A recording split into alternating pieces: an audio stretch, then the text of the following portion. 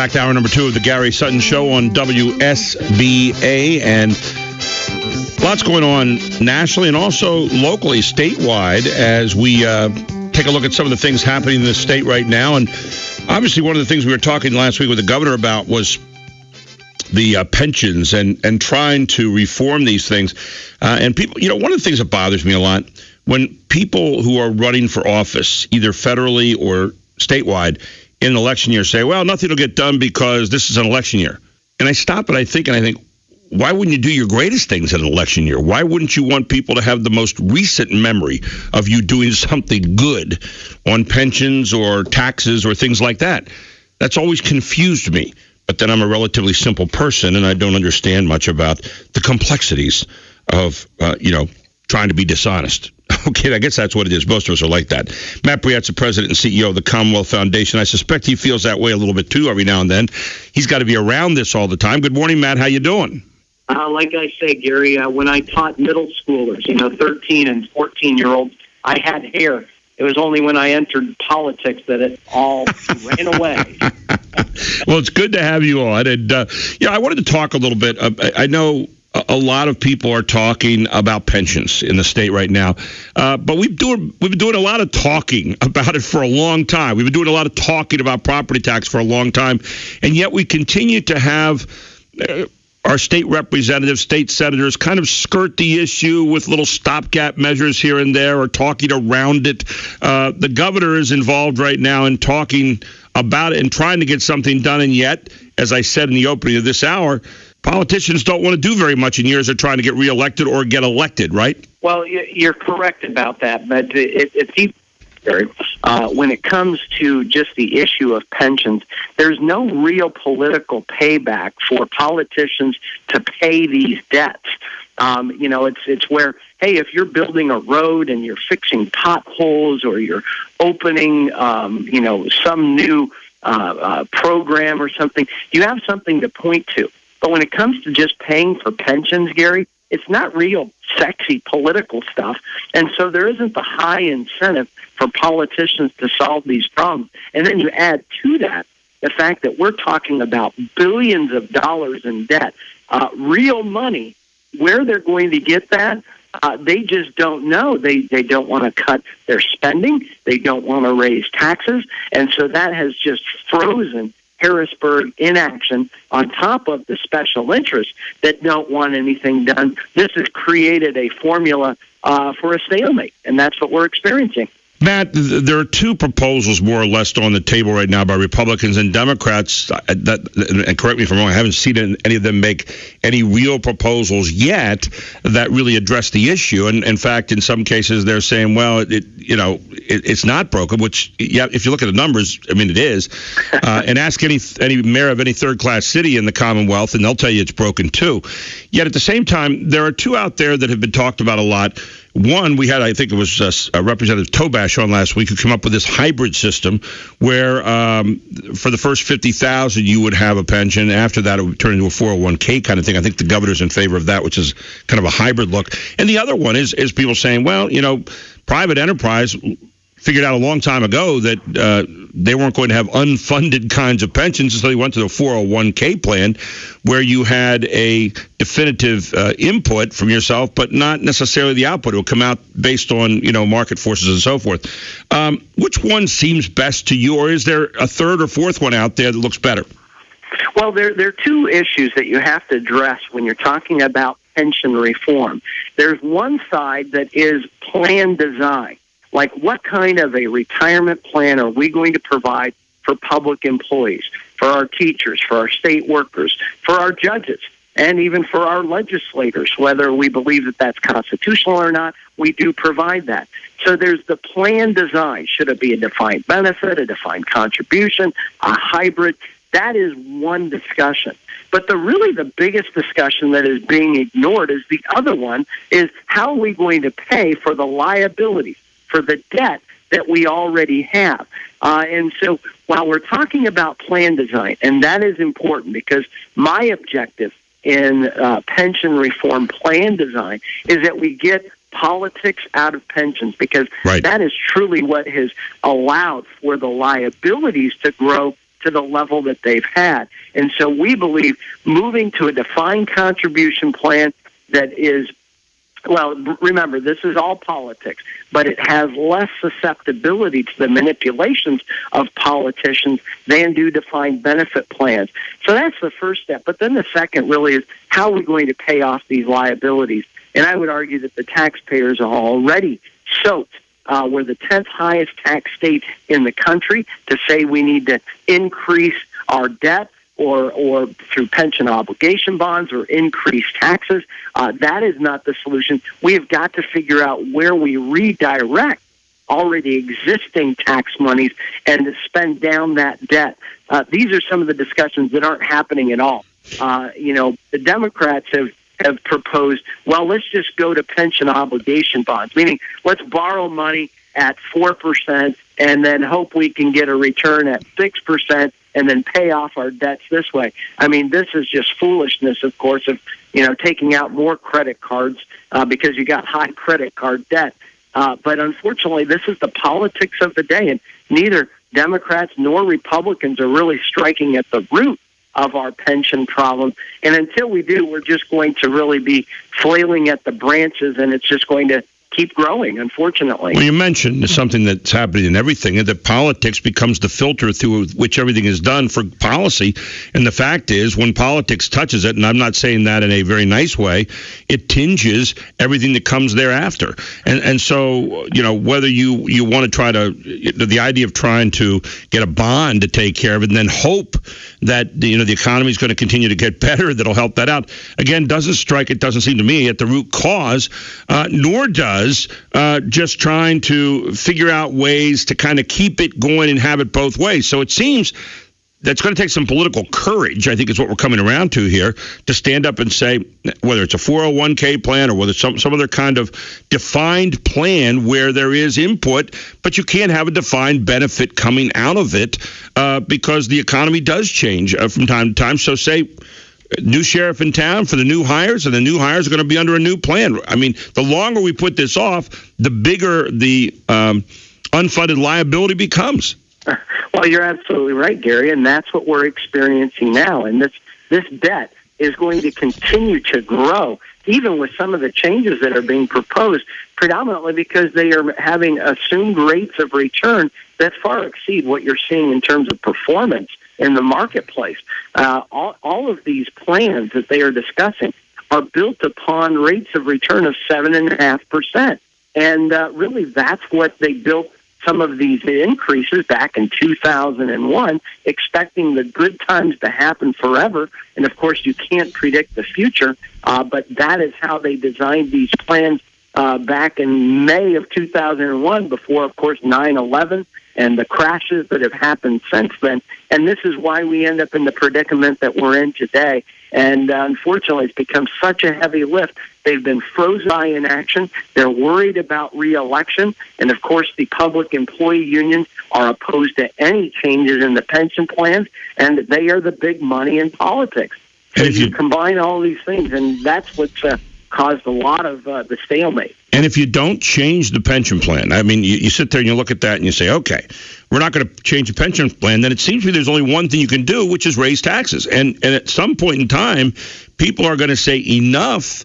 I'm surprised, and maybe I'm wrong, so you can correct me if I'm incorrect. I'm surprised that every third-class city mayor, every school district's board is not up in arms at the state capitol daily saying you've got to change this because we can't afford it anymore. I mean, you look around, you see all the deficits, and I talk to every mayor that I've talked to, and they all say, we got to take care of the firemen pension plans, we got to take care of the police pension plans, we got to take care of any of our public employee pension plans.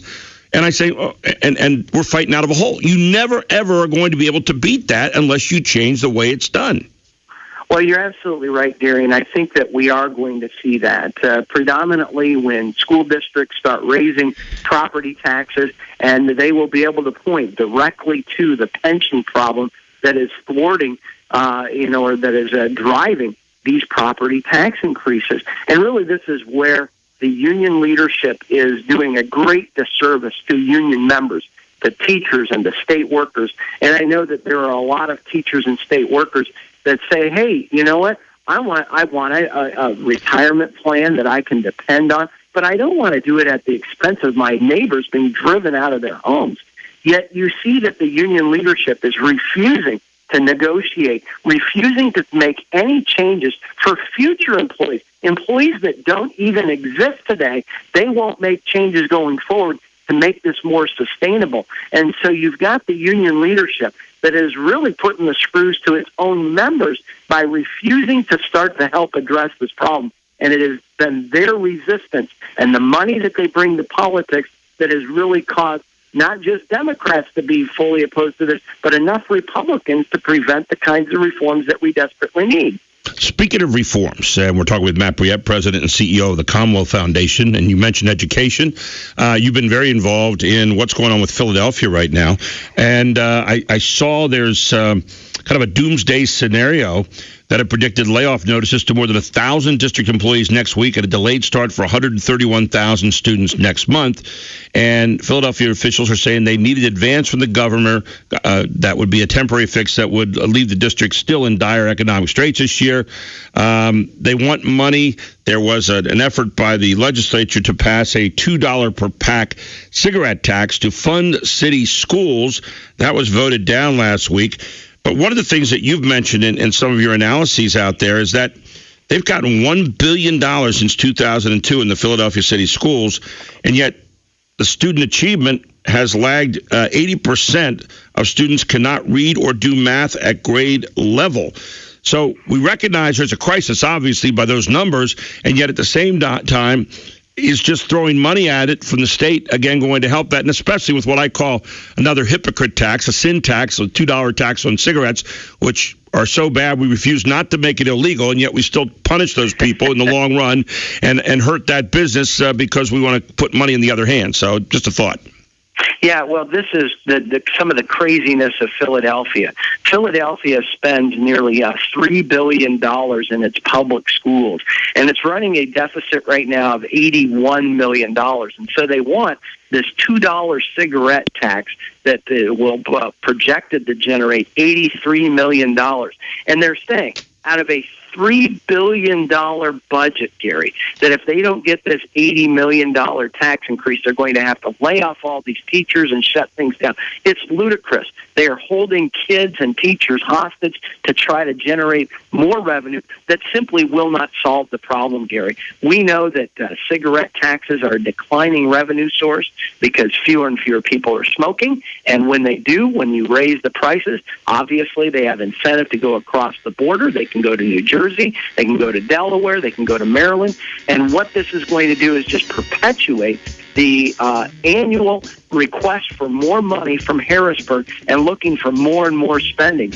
The problem is that we've been giving Philadelphia tons of money. In over the last decade, we've given them over $1 billion, while at the same time, their student enrollment has declined, and we've employed more people in the school district. And so the real problem is that it's not a matter of having enough tax money. It's that they are misspending it in Philadelphia, and we shouldn't be giving them more money to misspend that is not going to solve this problem. So let's come back very quickly, Mac, after this break and talk about what we can do, what a lot of these schools can do, especially the urban schools in Pennsylvania, to get those grades up. We know York's had a problem, Harrisburg's had a problem, Philadelphia obviously has a problem. What do we do then from your vantage point to help those schools get better without just tossing money at it again, maybe allocating resources a little bit better? Matt Brouillette's the president and CEO of the Commonwealth Foundation, and he's right here on the Gary Sutton Show. We'll be back right after this.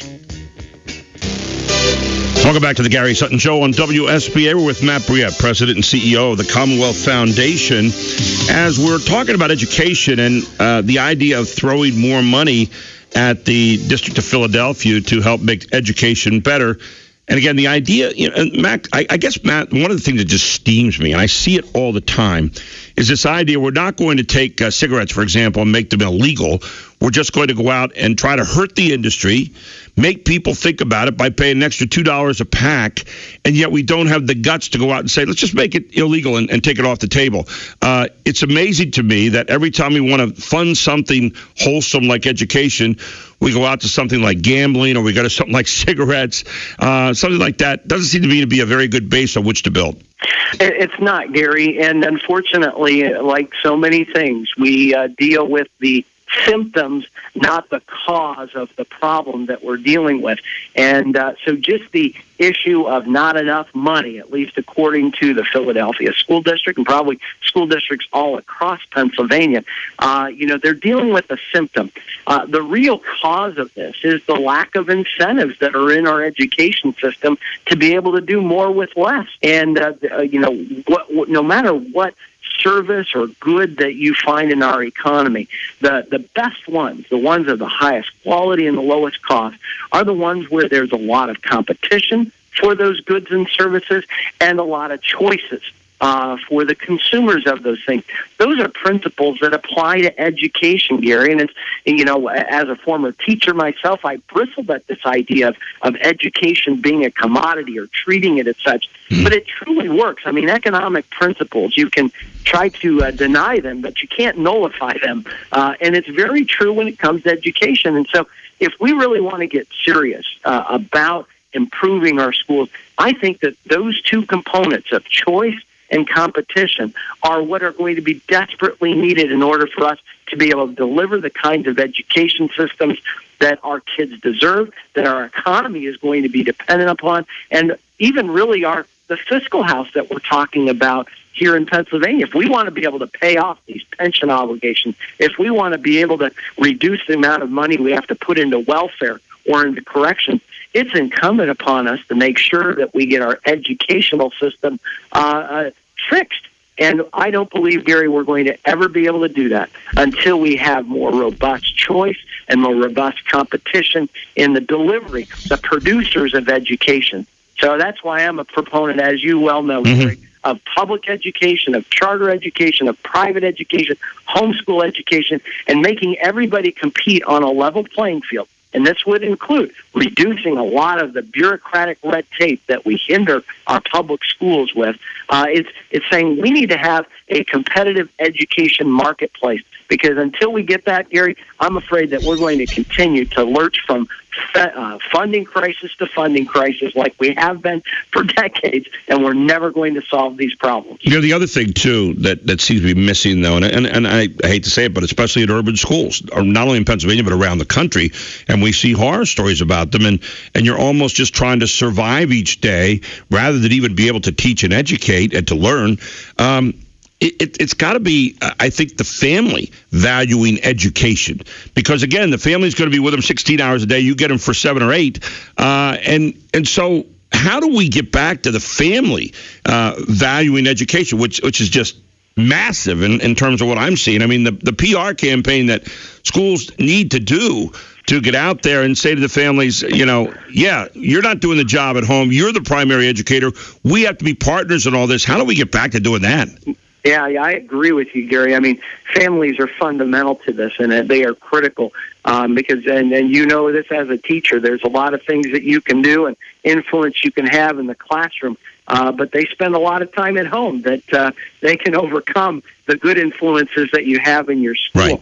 But I would also say, Gary, that this is part and parcel to the fact that we've taken away the decision-making process in education in so many ways. I mean, parents get invested into looking for colleges and universities and post-K-12 education for their kids. And they're looking for value. They're looking at prices. They're looking at what is being delivered, maybe less so today than we used to. But we don't have that in K through 12 because we basically usurped a lot of that power of parents to be able to make decisions.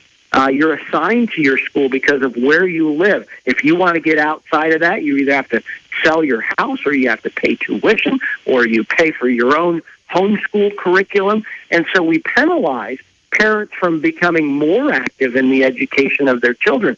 But even still, Gary, what we have seen in Philadelphia, where we do have limited choices of charter schools, which have outperformed the district schools on the national testing. But what we've seen is that there are 44,000 kids on waiting lists. So you have parents that are saying, right, hey, I want to make sure that my kids get the best education possible, but the school district itself is able to present these choices and opportunities for them. And still go out and ask for more money in the long run without showing maybe the results, obviously, that we want to see. Matt, to be continued. Thanks so much for joining me this morning. Always a great conversation. Thank you, Gary. Take care. Take care. Have a great day. Matt Brouillette, President and CEO of the Commonwealth Foundation.